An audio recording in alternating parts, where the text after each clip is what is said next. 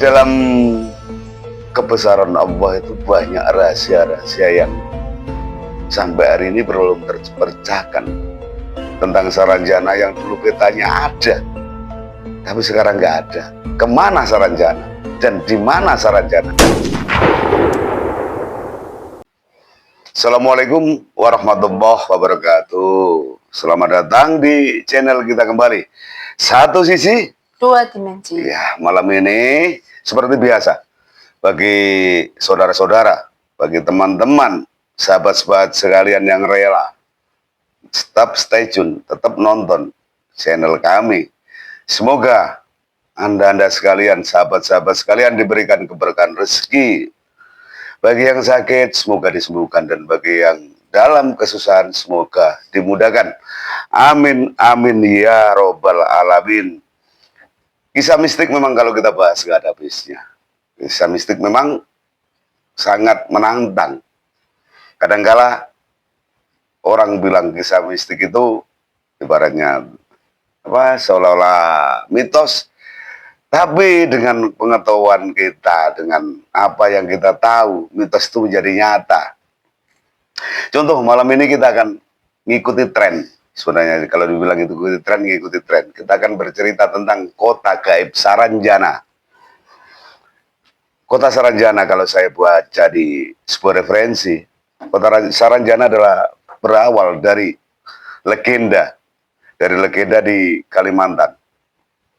Tepatnya ada beberapa bukti atau beberapa sumber di peta zaman Hindia Belanda.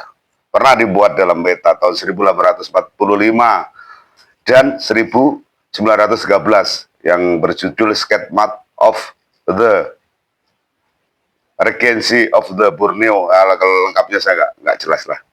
Awal dari kisah itu adalah ada legenda masyarakat Kalimantan. Tapi peta itu mengacu ke kota gaib di daerah Desa Uka-Uka, Pulau Laut, Kota Baru. Kisah itu berawal, konon sih, ada raja namanya Paku Rendang. Dia anaknya bernama Sambu Ranjana dan Sambu Batang. Mereka berdua kan saling bertengkar. Akhirnya dia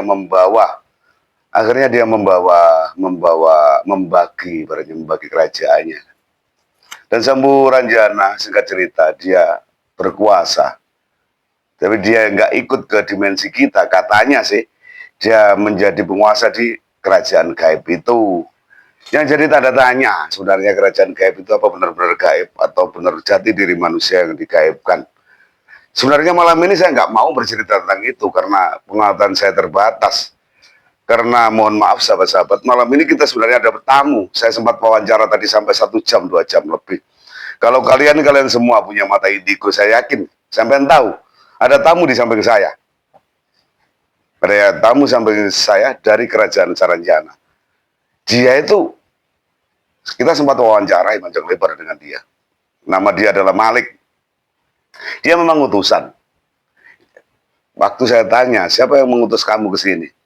Nah, punten Mas Malik. Saya disuruh oleh penjaga kota gaib Saranjana untuk datang ke tempatnya sampean. Ibarat gini, dari kisah-kisah itu, dari disuruh sama penjaga, lu penjaganya yang namanya siapa? Saya gituin. Ya udah namanya Roni, penjaga alam gaib itu. Namanya Roni. Jadi kata Pak Malik itu, kata Mas Malik, dia kan masih berumur 27 tahun. Saya tanya agamanya Islam katanya. Dan Islam di sana katanya sangat minoritas. Mayoritas agamanya Hindu. Terus populasi menurut dia, saya juga tahu menurut dia itu populasinya sekitar, jumlah penduduknya sekitar 4 juta orang.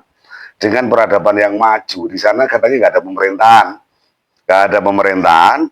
Tapi ada organisasi-organisasi tertentu yang ketika saya tanyakan kepada dia nggak mau jawab kan. Tadi dia nggak mau jawab, itu rahasia buat kami katanya kan gitu. Ada jaranglah di sana katanya terjadi kejahatan. Ibaratnya ada kejahatan paling nyuri nanti ditangkap oleh organisasi itu kan gitu. Dan Roni sendiri penjaga Saranjana itu juga dia punya organisasi yang dipercaya menjaga sana, menjaga gerbang Gaib biar nggak ditembus dari luar kan gitu tuh. Nah Roni tadi sempat kesini, Roni sempat kesini, dia nggak lama, cuma sebentar katanya. Mohon maaf mas, saya di ini, saya nggak bisa lama-lama jaga gerbang katanya kan gitu.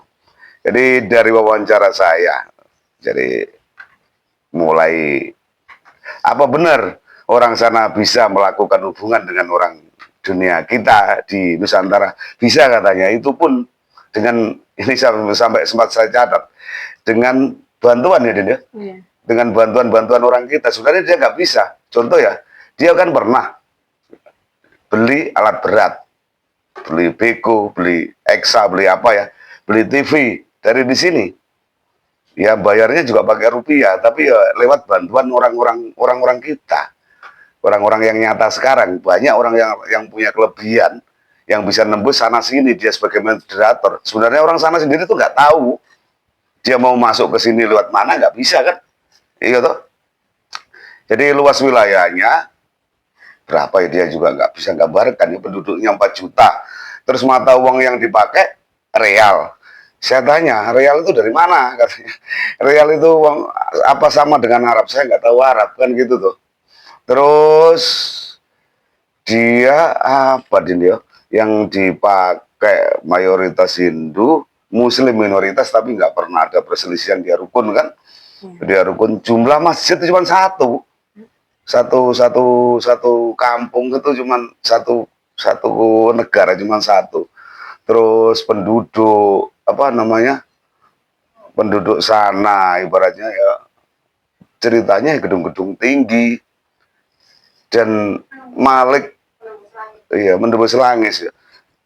Katanya lantai sampai lantai 300. Andai saya bisa melihat tuh. Malik juga bilang, jadi dia profesinya supir taksi manual dia ya, enggak. Sana itu banyak pesawat, tapi bukan pesawat kayak pesawat dunia kita kan, seperti drone-drone tuh banyak ya. Makanya kata dia ceritanya drone jalan ke sana kemari, ya kayak taksi-taksi terbang, semacam taksi terbang kata Malik ya. Terus waktu dia berkunjung ke sini katanya naik pesawat juga.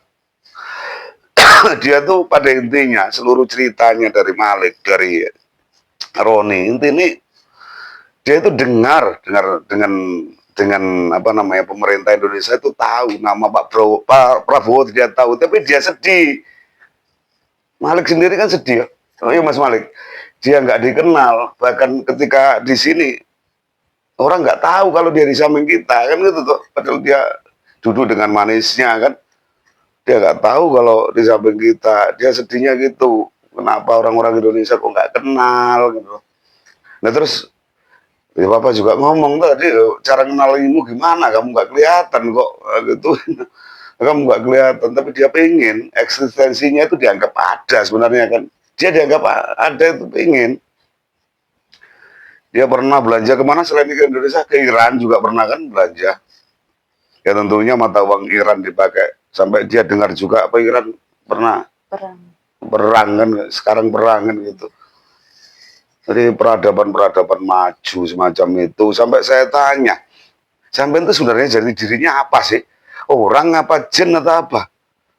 Dengan lugunya Malik, iya Mas Malik nih, nggak tahu. Terus bisa mati nggak? Ya mati. Rata-rata umur 90, umur 80 meninggal sama. Kalau orang Islam ya dikubur. Terus orang Hindu ya sesuai dengan kepercayaannya, ada yang dilarung ke laut kata Malik itu, ada juga di Ngaben sama. Pakaiannya biasa ya, bagian-bagian kayak kita orangnya kan. Butuh pengakuan, butuh apa. Malik sendiri cerita apa lagi? Mas Malik, monggo Mas Malik ini disampaikan untuk teman-teman. Kita sekarang lagi rekaman gitu loh Mas. Cerita apa Din? Coba cerita, nanti cerita kesampaian, nanti saya ungkap. Soalnya Papa nggak tahu loh.